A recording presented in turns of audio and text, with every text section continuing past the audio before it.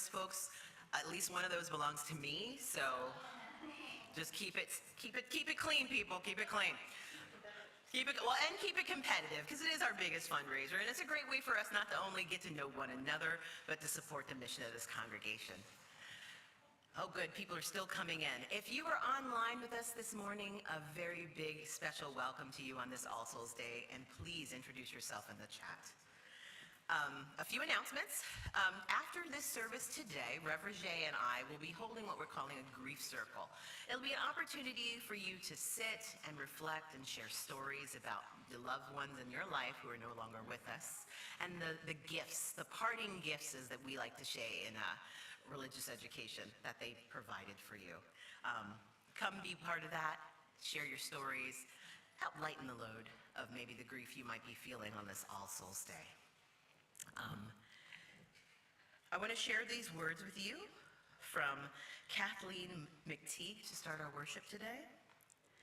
In the struggles we choose for ourselves, in the ways we move forward in our lives and bring our world forward with us, it is right to remember the names of those who gave us strength in this choice of living. It is right to name the power of hard times and hard lives lived. We share a history with those lives. We belong in the same motion. I love that. Because they too were strengthened by what had gone and who had gone before. They were drawn in by the vision of those that might come to be. Those that lived before us, who struggled for justice and suffered injustice before us, have not melted into the dust and have not disappeared.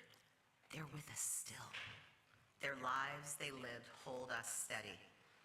Their words remind us to call us back to ourselves. Their courage and love evoke our own. We, the living, carry them with us. We are their voices, their hands, and their hearts. We take them with us, and with them we choose the deeper path of living. Thank you for being with us this morning, and welcome to Beacon. Let us worship together.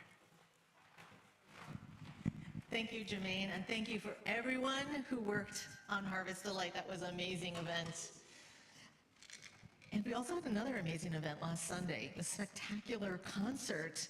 It was just, that was a wonderful time for the community. I'm here today with John O'Neill. One of those events that's in the auction is our choir concert on April 11th. So I hope that you'll consider coming to that, as we have a lot of choir people who are going to be showing off their voices, and we're going to be doing some music together. And we're going to start this morning by singing hymn 1001, which is Breaths, a song of our ancestors. Would you please rise and body your spirit and join in singing?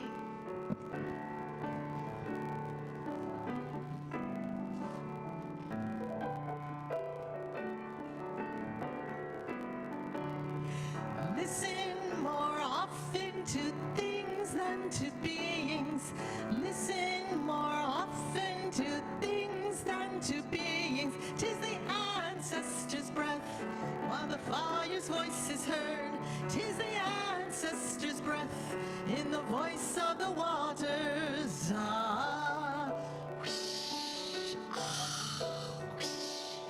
Those who have died have never left. The dead are not under the earth. They are in the rustling trees. They are in the groaning wounds. They are in the crying grass. They are in the moaning rocks. The dead are not under the earth. We're going to go back to the beginning. So listen more often to things than to beings.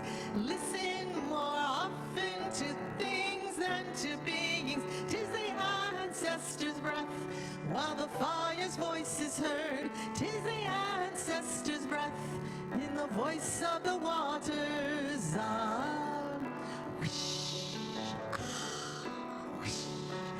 Those who have died have never left. The dead have a pact with the living. They are in the woman's breast. They are in the wailing child. They are in our homes. They are with us in the crowd. The dead have a pact with the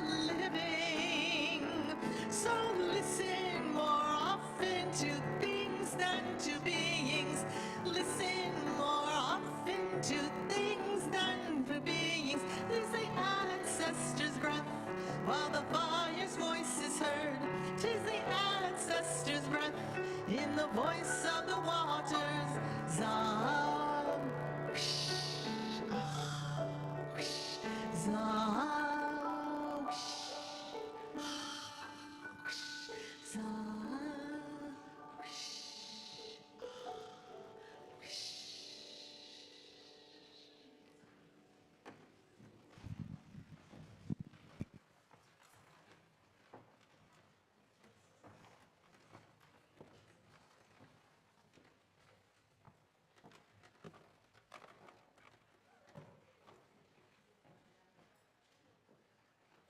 Good morning, Deacon. It is wonderful. Thank you so much. It is wonderful to see your face in the place. Good to be back. I am the assistant minister here. My pronouns are they and them. For those who are online and joining me, I am wearing a black hat and a red suit. Somewhat, kind of a not solid red. It's not a Christmas red. But, you know, I try to be very specific about my colors. And a black stole. I want to open up this opportunity to invite someone to light our chalice, if I may. It would be wonderful to have somebody actually like that. Thank you, please. As this chalice is being lit, I want to offer something. It is a bit lengthy, so love me in the process. But it's a monologue, and it's from a film called Midnight Mass. The character Erin is plunged back into her memory as she suffers a life-threatening wound. And in this memory, she is sitting on the sofa with a dear friend who asks, what happens after we die? Speaking for yourself. She pauses and she says, myself. That's the problem. That's the whole problem, the whole thing, the word self. That's not the word. That's not right. It isn't. How did I forget that? When did I forget that? The body stops a cell at a time and the brain keeps firing neurons. Little lightning bolts like fireworks inside, and I thought I'd despair or feel afraid, but I don't feel any of that. None of it. Because I'm too busy. I'm too busy in the moment remembering. Of course, I remember that every atom in my body was forged into a star. This matter, this body is mostly empty space after all, and solid matter. It's just energy vibrating very slowly while there is no more me. Slowly, the electrons of my bodies mingle and dance with the electrons of the ground below me and the air I am no longer breathing. And I remember there is no point where any of that ends or begins. I remember I am energy, not memory, not self.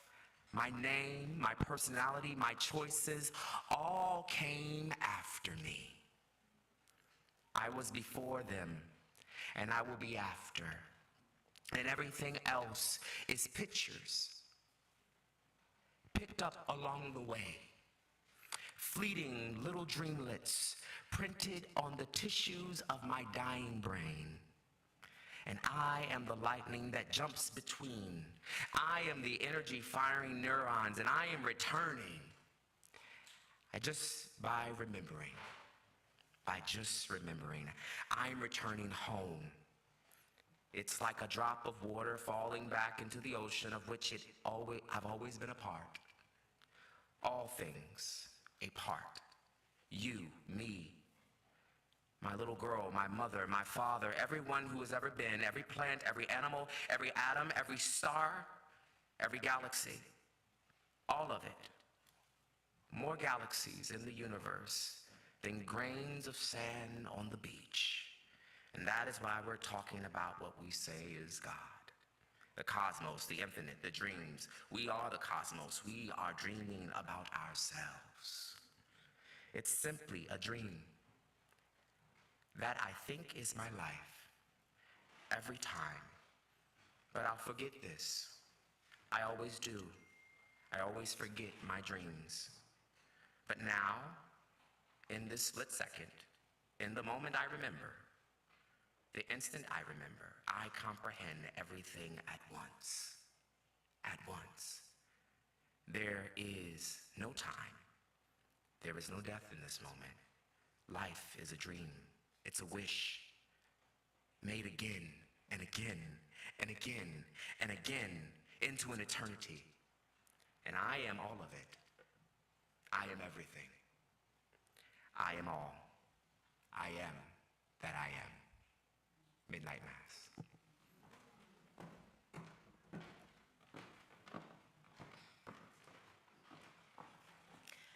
This morning's story for all ages is adapted from The Dragonfly Story by one of my favorite children's authors, Kelly Owen. The Owen family was feeling sad. There used to be 5 of them: Mom, Dad, and 3 children: Abby, Jenny, and Joe. But then Abby got sick and died, and now there are only 4 Owenses. Jenny missed her bedtime chats that she used to share with her sister in the dark of their bedroom. Joe missed the funny games he used to play with Abby. "Where is Abby now?" Joe asked one day. "She's dead," replied Jenny in a quiet voice. "But where is dead? Where is she gone?" "I don't know." Mom and Dad overheard their conversation. "Come on, everyone. Let's get outside. Let's go to the park." In the park, Jenny looked around and saw a pretty blue dragonfly darting from leaf to leaf. "Look, Mom, it looks like a dragonfly is dancing," cried Jenny. Dragonflies are beautiful insects, aren't they? Can I tell you a story about dragonflies? Deep down in the bottom of the lake were small brown bugs called nymphs. They were quite happy scuttling about in the mud. Sometimes a nymph would climb the stem of a water plant up to the water's surface, and the other nymphs wouldn't see it again. The nymphs felt sad when that happened.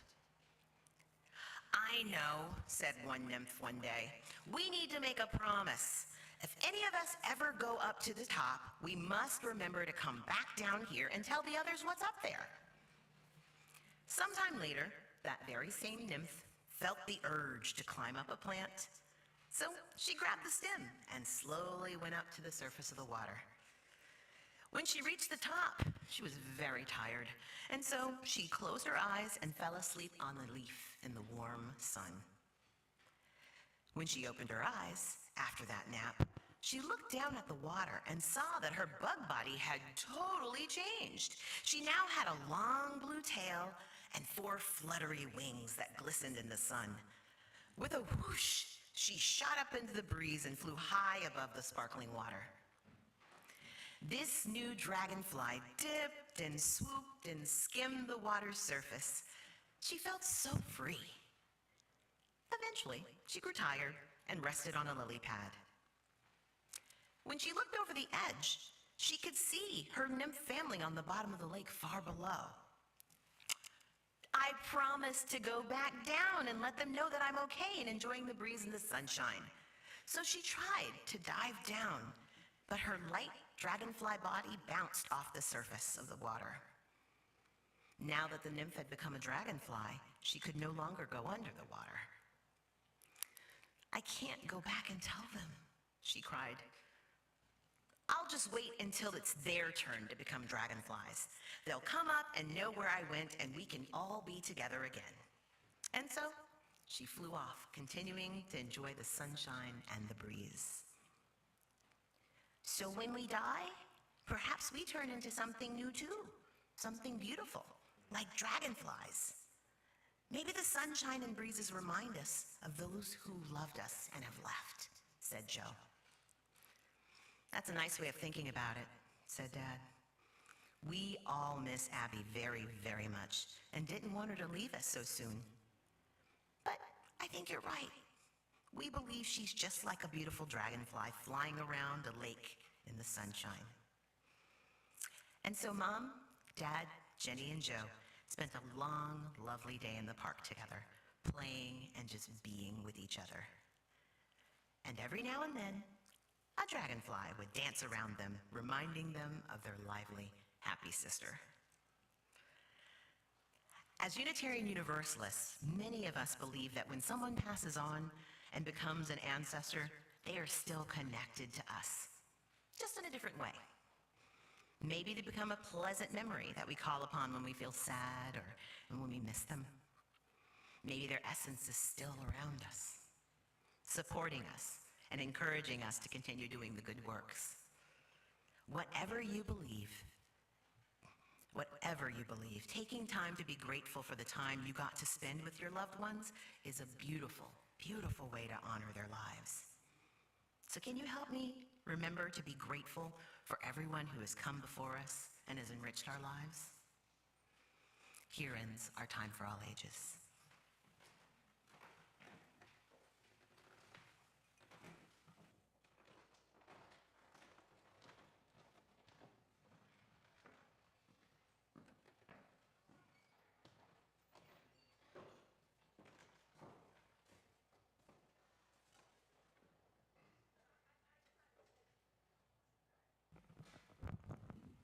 I love that story. I feel like it's still seeping into my bones. Maybe I'll take a nap in the sun this afternoon. We'll see what happens.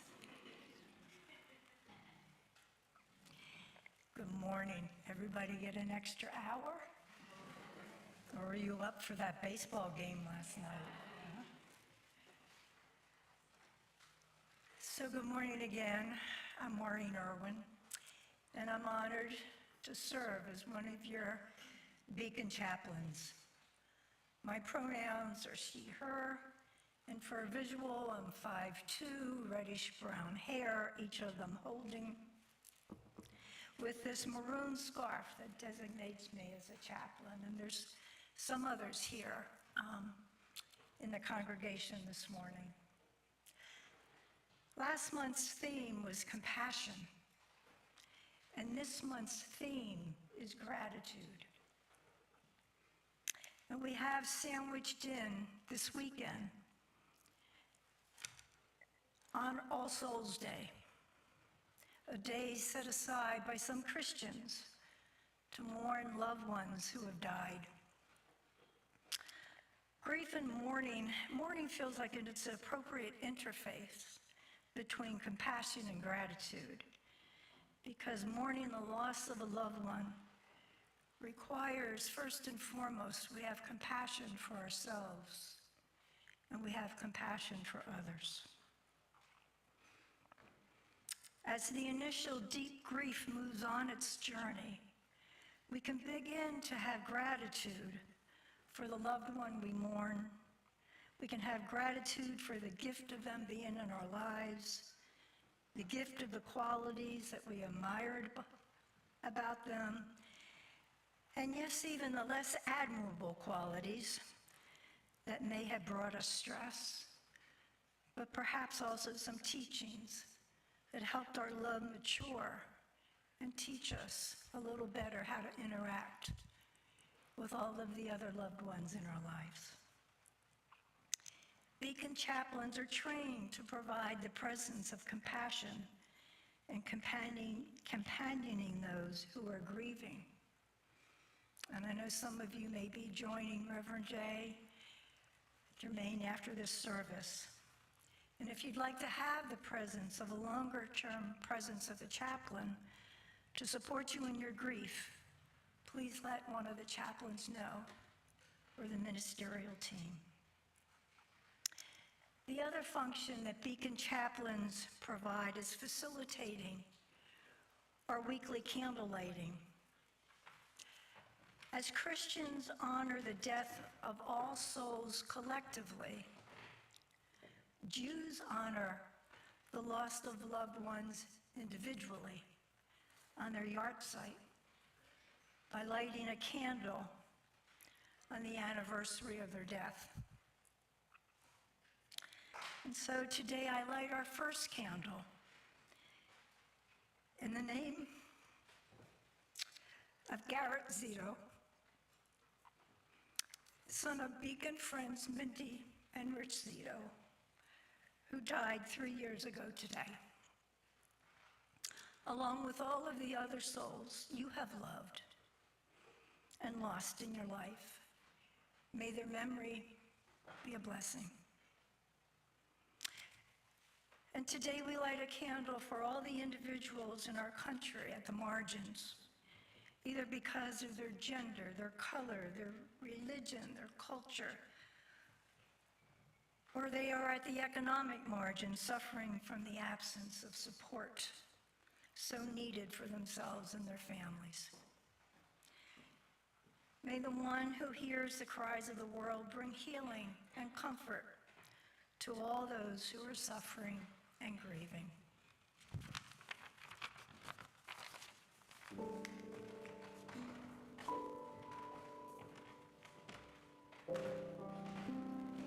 Beloved, as you come forward this day of remembering, of honoring, of mourning, we invite you, if you've brought photos or keepsakes of a loved one, to bring that forward, and also to come and light a candle as Maureen and Reverend Jay help you do so.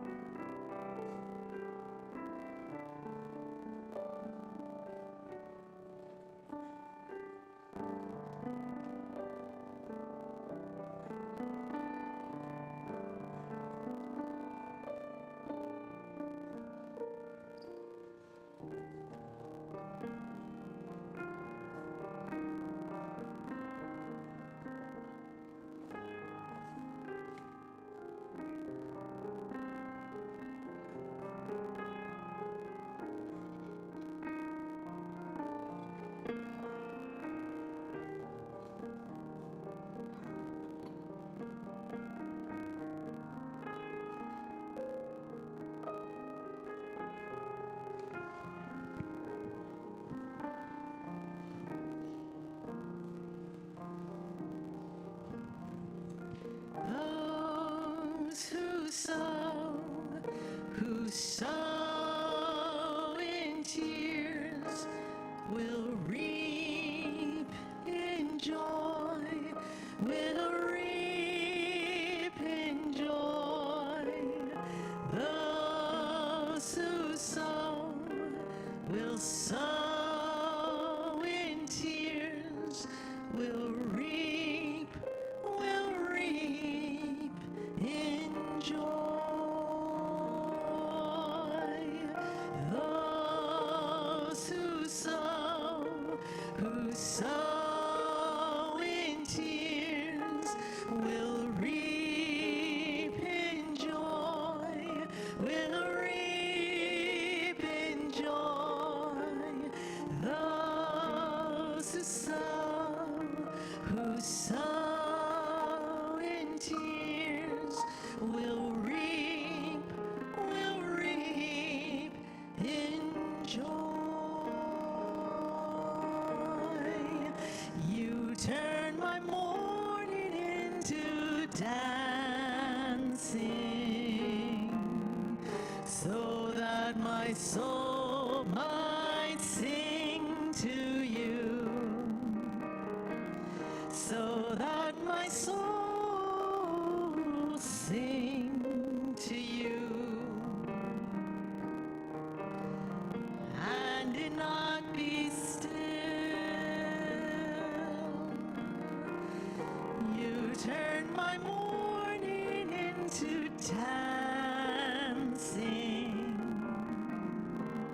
so that my soul might sing to you, so that my soul will sing to you. And it not be still.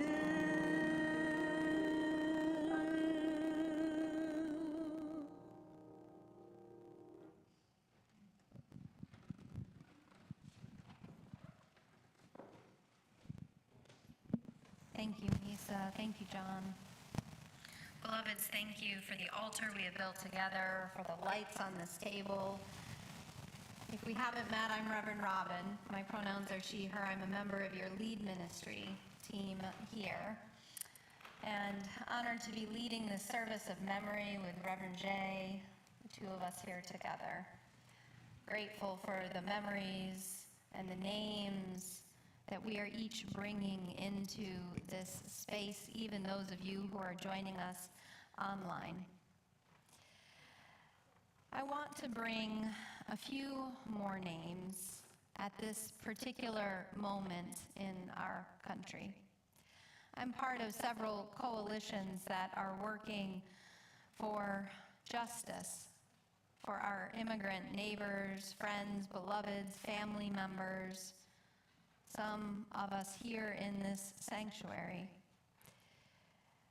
And in that work, in those coalitions, we have been invited, knowing that there are faith communities across the country over the last few weeks and into the next few that would be having services of remembrance or calling forth names, invited us to meditate, to reflect on the names of those who have died trying to come into the United States in the last year, often in the desert of Arizona. We also hold the names of those in our country who have died in detention facilities in this last year, and do so with a heaviness of heart, knowing that here in New Jersey, there has been the announcement of a new detention facility opening up in the military base in South Jersey that will hold captive 3,000 people. So in this time of mourning, it feels important, vital, a moral calling to join with those who have been doing long-haul work for immigrants, for migrants, and to meditate on these names. Names will appear behind me, And at the end, we will hold those whose names we do not know, but whose lives have been cut short by the injustice, the pain and the suffering of a system that is a choice.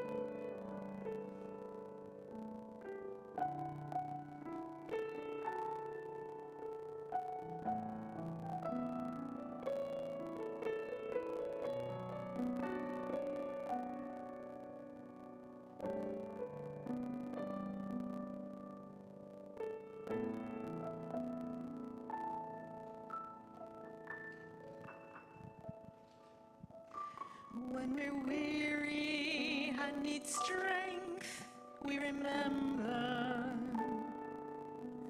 When we're lost and sick at heart, we remember.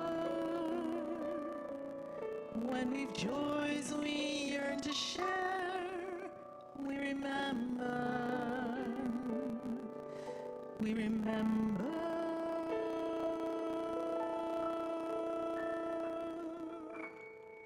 So long as we live, they too shall live. They are now a part of us. They are now a part of us. They are now a part of us.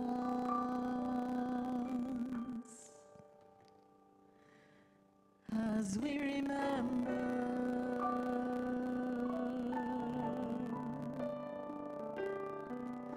we remember.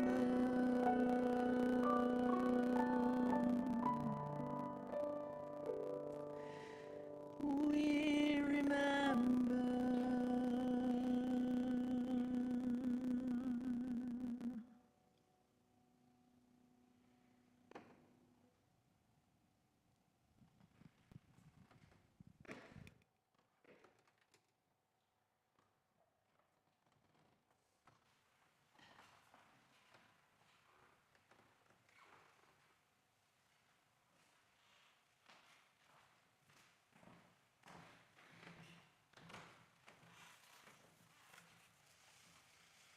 I'm going to invite you now to a meditation.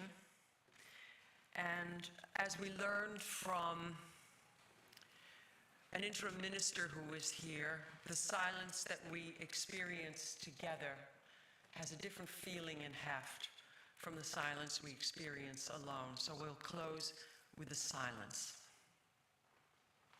If you choose to participate, you may want to sit up straight in your chairs. Put your feet flat on the floor. Relax your breathing. Place your hands comfortably in your laps. And you may want to close your eyes. Who are you? How do you know who you are? Do you start with memories? Memories of people, places, stories. That's how it usually starts. Even as your days seem to stack end to end in an unbroken line aimed at the future, what that you remember tells you who you are.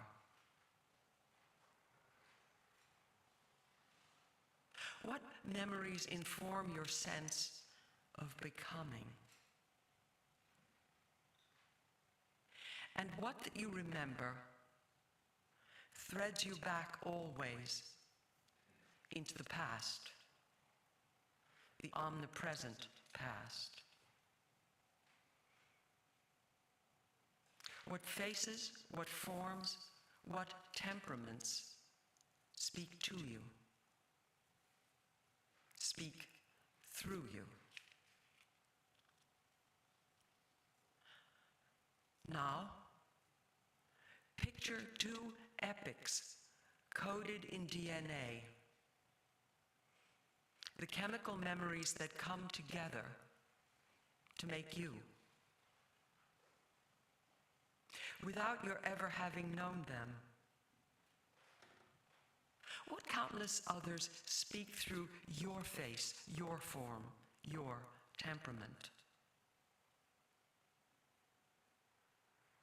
What infinity of memories, infinity of others, inhabits your every cell? Unwind that skein, that double helix. Can you trace it back to the very birth of life? And then from there, back to the stuff of stars? You are alive with memory. You are the embodiment of memory, recalling the whole transit of time back to the Big Bang. You are as old as the cosmos.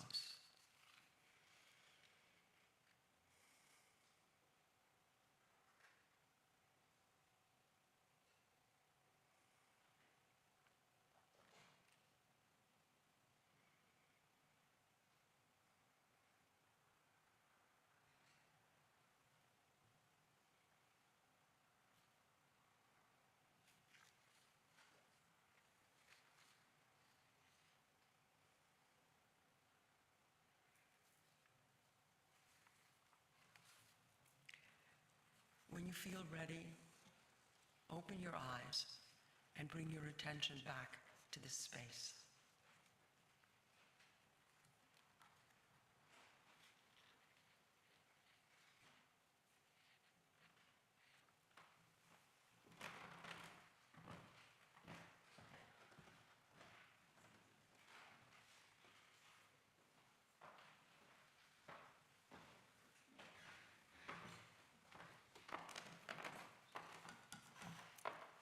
Good morning.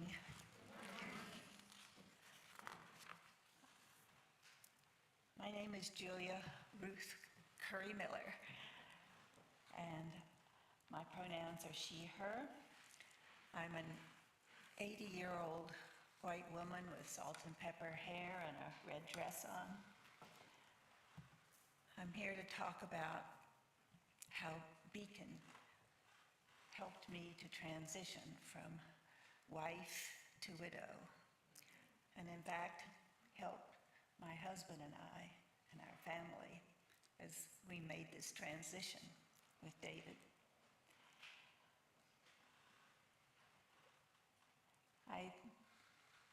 My husband had a long struggle with Parkinson's disease, and I need to work now to find joy in his physical absence. David and I joined the church in 1990 when I was just 45 and Dave was 51. Our sons were grown, but we had a 9-year-old daughter. Over the years here, we made close friends, here in our Beacon community that are like brothers and sisters to us now. From the time of Dave's diagnosis to his death 10 years later, the Beacon leadership and the Beacon chaplains actively cared for Dave and me and for our family, even through the COVID shutdown. Close friends and acquaintances from this community supported us through a move from our home of 30 years to a one-level living condo, and then finally to Lantern Hill, a continuing care community in New Providence. Within 6 months of our move to Lantern Hill, Dave had a massive stroke and had to move over to the assisted living facility connected to the building where I stayed in our independent living apartment. While he was there and then in skilled nursing and finally in hospice, this beloved community enveloped us in love and support. These brothers and sisters were there to hold us up, not just while Dave was alive, but have held me close after his death. We didn't belong to a formal covenant group, but both of us belonged to lunch groups that for years met twicely, meet still. And these groups are made up almost entirely of Beacon members. Dave's celebration of life, this time last year, was made possible by Robin and Thule and Jay, and by Janet Carter and Misa, and by so many friends and acquaintances here in this community who helped with program design, ushering, catering, flowers, and so much more during a period when I was exhausted. The last week of Dave's life, when he could no longer eat or swallow, I climbed into bed with him and stayed there until he passed away. The staff at Lantern Hill were watching him with their tears as they took care of him.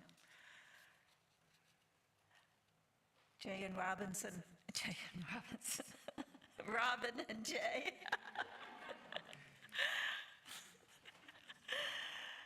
If I take my eyes off my notes, I'm in trouble. Ministered to my extended family, to my children and grandchildren as well. Not only did we have a wonderful celebration of life in this space for all our East Coast friends and family and colleagues and so forth, we plan to put David's ashes in a niche in Colorado.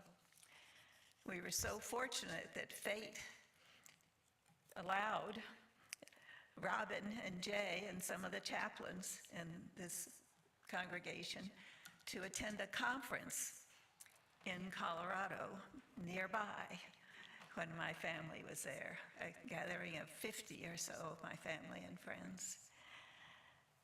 And Robin and Jay came to stay with us at the YMCA of the Rockies near Estes Park and helped to shape and lead the service there and the inurnment of Dave's ashes and a beautiful columbarium on the Y Camp grounds. It's surrounded by spruce and aspen and wildflowers and is surrounded by the Front Range of the Rocky Mountains.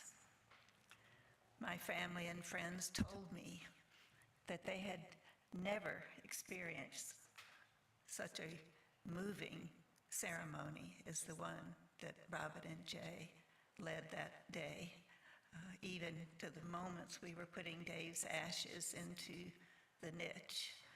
And in the end, Robin put her hand on the niche and asked us to all join hands with her, and all 50 of us held hands and people spoke words that meant something to them about David. It was the most special time. And I'll say some of those words in a few moments. I've experienced grief from the moment our doctor spoke the word Parkinson's. David and I knew immediately that his remaining life was going to be a slow death. We both did research together on Parkinson's and Alzheimer's disease, so we knew what the journey was going to be. Many of you never had the pleasure of knowing David, but he was an extraordinary human being. To experience a man, and these are some of the words that people had, of such brilliance and humility, wit and silliness, responsibility and generosity, curiosity and wisdom, compassion and strength, accomplishment and collegiality, slowly lose his ability was a prolonged period of grieving. And I feel extraordinarily lucky to have the love and support of this community now, while attempting to live a full life in the physical absence of my beloved husband. As I have said here before, when one is grieving, it can feel like one is drowning, but I can truly say that I'm floating on a sea of love. Thank you, my beacon beloveds.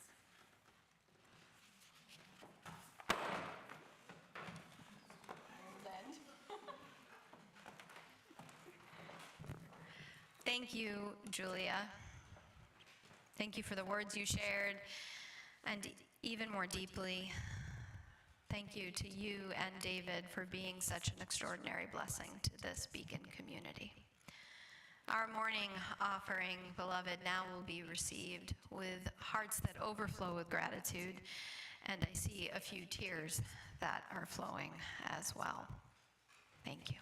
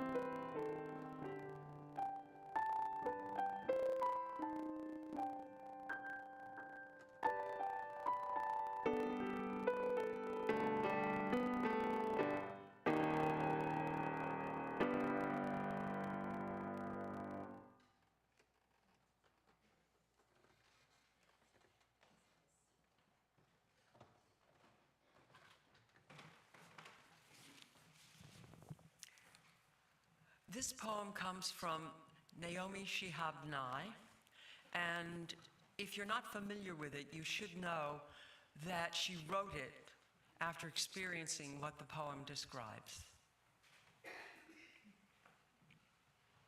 Before you know what kindness really is, you must lose things.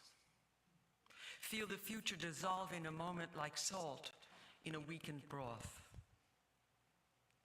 What you held in your hand, what you counted and carefully saved, all this must go so you know how desolate the landscape can be between the regions of kindness.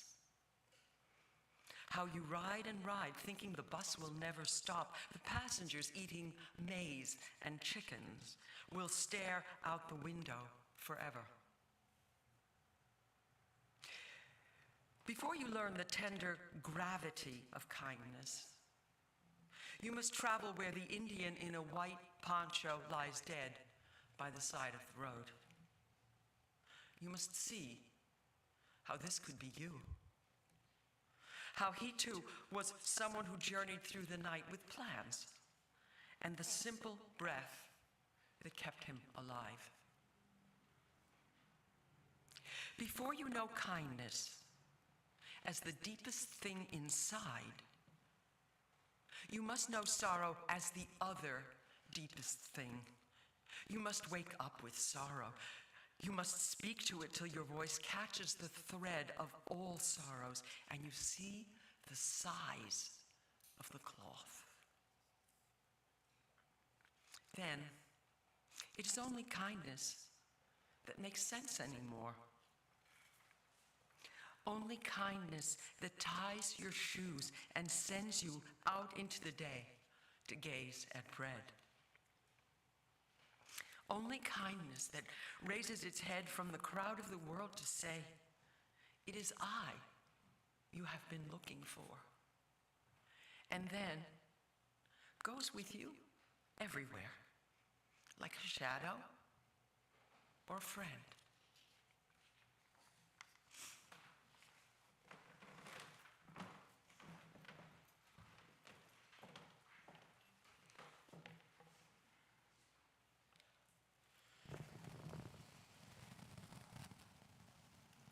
It is the time of year, All Souls Day, Dia de Muertos. It is the time of year in so many cultures and traditions where there is a remembering, a collective calling of names.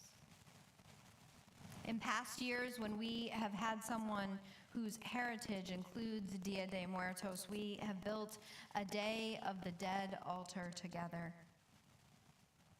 And of course, there is also, at this time of year, Halloween. So often filled with decorations and celebration, but also dancing at the edge of spooky and something deeper, our fears. Many people say that the veil is thin this time of year. That is to say, that veil, that water like the dragonfly that separates the living from the dead, is perhaps more permeable now, more present. Even in ritual for those among us who are humanists and do not necessarily believe in a life after this one or an eternal soul, there is a sense in the remembering together that those who have died are more proximate by sharing how they lived, what they meant to us, holding treasured items of theirs. It brings their presence closer to us. Certainly, these rituals can make us more aware of our grief. And as someone said to me yesterday at Harvest Delight, sort of ironically named as I was preparing for a service on grief, you know, I'm feeling a little sad because of tomorrow's service. And I started thinking about what objects I would bring, and then I thought about all the people I've lost just in this last year. It's true that naming grief, calling it forth at first, engaging in these rituals, can feel like a magnification of sorrow. Maybe something we'd like to just avoid.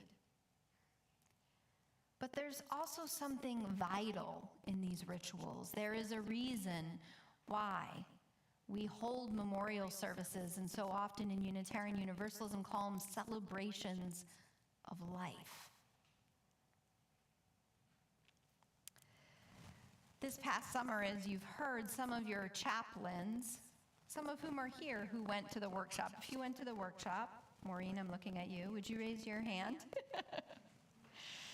Reverend Jay and I as well went to this workshop that was all about companioning grief.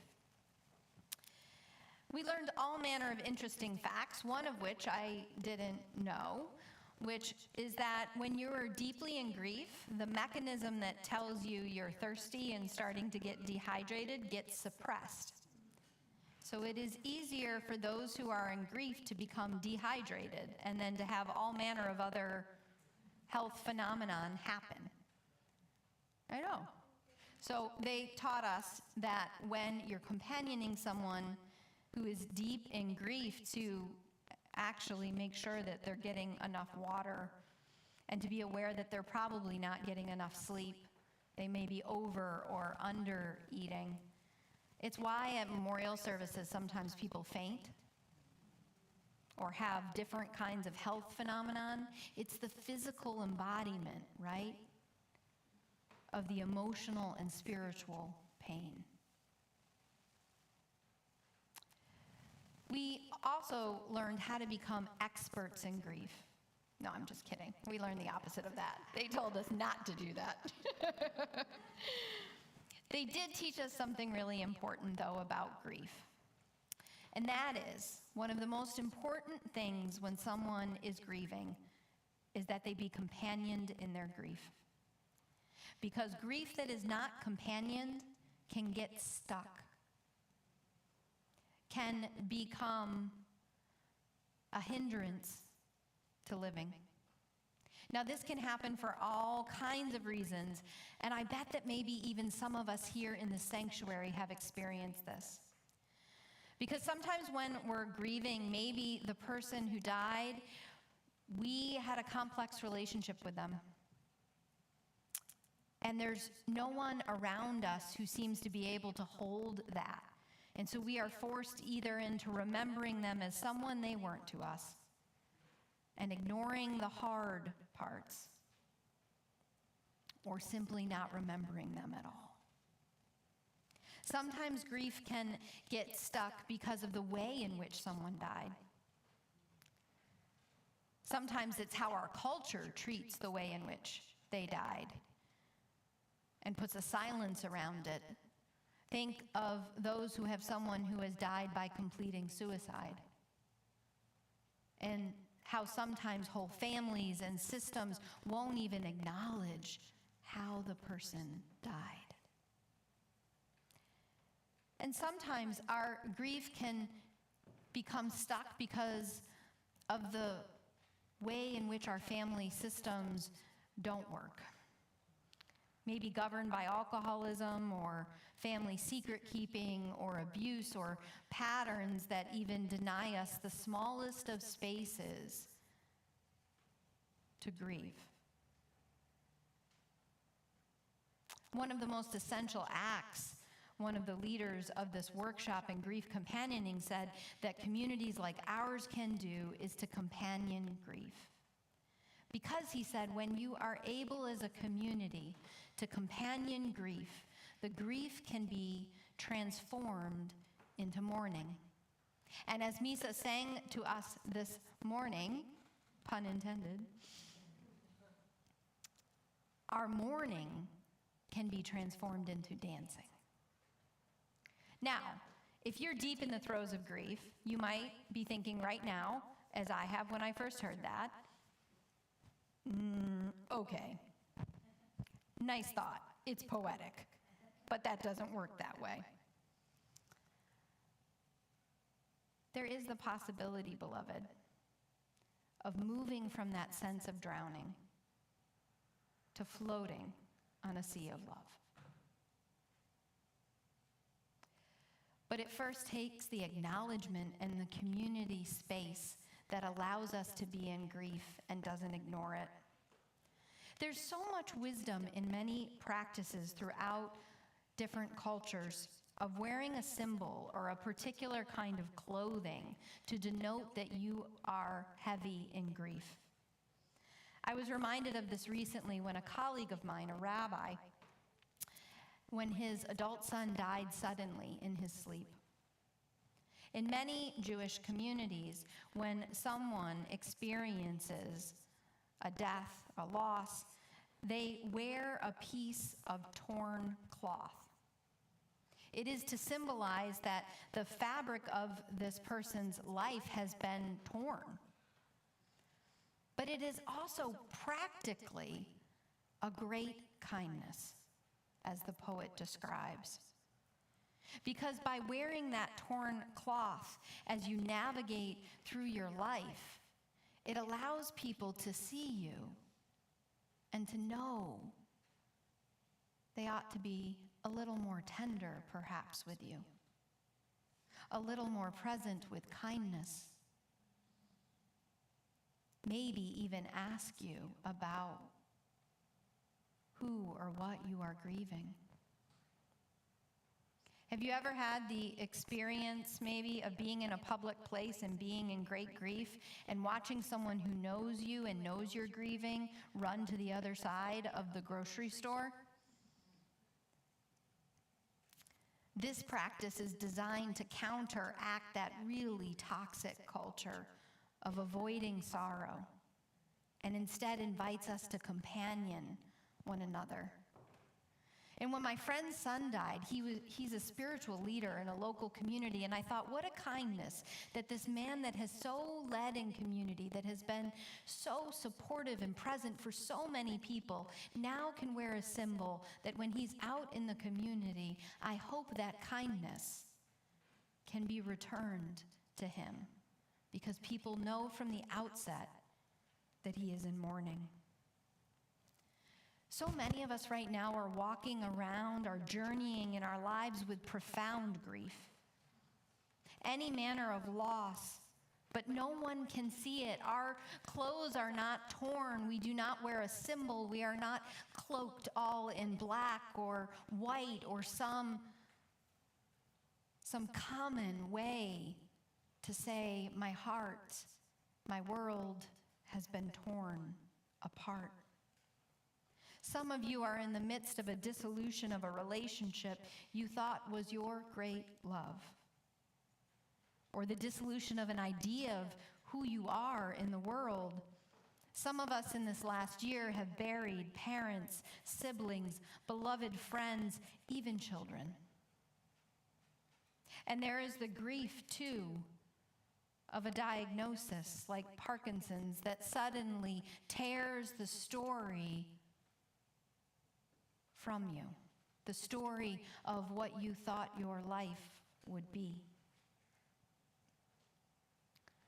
There are other losses and grief that we experience now too.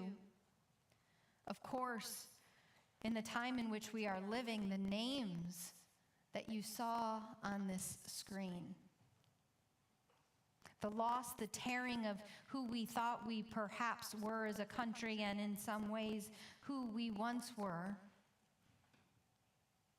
and the fear of what else will be torn, lost, taken. Yet none of us is wearing any torn fabric, that I can tell intentionally. I have a slight hole in my sweater over here, but I wonder what would it be if in our culture, if maybe even in our community, maybe just here, we could live in that way, live as if there were a visible symbol when we greeted one another, as if we searched each other's hearts for that torn fabric, as if we offered the kindness, knowing it as the deepest thing next to our sorrow, as the poet teaches. If grief, beloved, is disorienting, then mourning in community is orienting. It brings us back to ourselves. If grief is aloneness, then mourning is connection. I want to invite you to take a moment now, and if you are in grief, if you are mourning someone or some thought of what your life would be, if you are feeling grief close this day, I want to invite you to put your hand over your heart. And for those who are online, I invite you to simply type sorrow into the chat.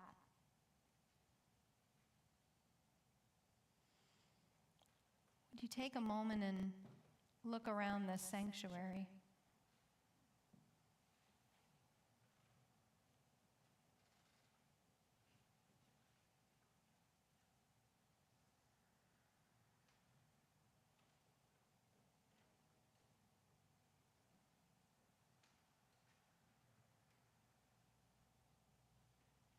You are not alone.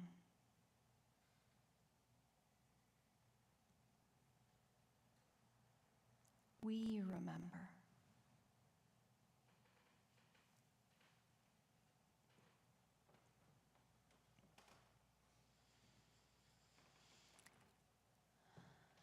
I recently watched an old video of the poet Maya Angelou speaking.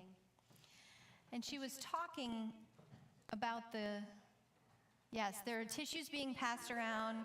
There are tissues amongst the pillars. Please participate in a spontaneous tissue communion.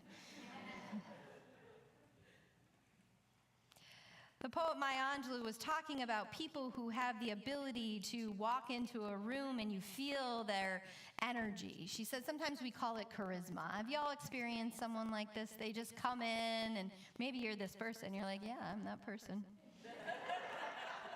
It's good. It's good to know yourself. But folks who come into a room and you can just feel their energy, not necessarily by anything they say or do, but there's almost a light, right, that emanates through and around them. And Maya Angelou said, we tend to think of these people as somehow particularly spectacular stars, unique unto themselves, that there's something special within them that doesn't exist in other people. And she said, no, no, no, no, no. We've got it all wrong. It is merely that every single one of us at any given moment is the summation of all the people that have loved us into being who we are in that moment. Sometimes people we know, but sometimes people generations or spiritual ancestors removed from us who we never met and yet whose love and life loved us into being. And Maya Angelou said, these people who have charisma, it's merely not that they're somehow specially anointed, but that they are aware and able to open the channels of all of those people with them. She said they walk into the room, but they don't walk in the room alone.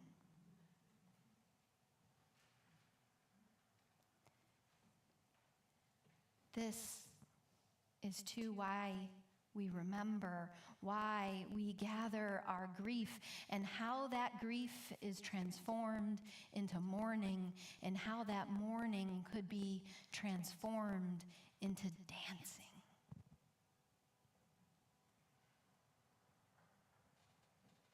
We are never only ourselves. You are not alone.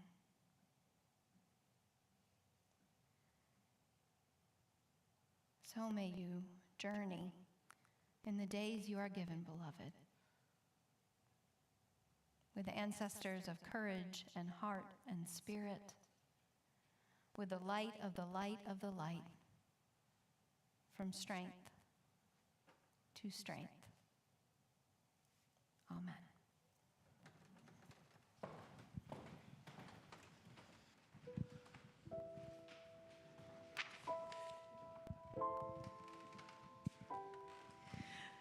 We're going to sing We Are, which is number 1051. And as you get that music out, we'll say that it is healing to be in a community. Personally, my spiritual practice is music. I find it very joyful, gives me a lot of energy. If you would like to come next week after the service, we're going to have our one-day choir, and during that time, which is lunch and singing, we practice transforming. So please let me know if you'd like to come and participate. We're going to do it at 12:30, and it is a time where we just are together. All right, would you rise in body or spirit, and we'll sing We Are.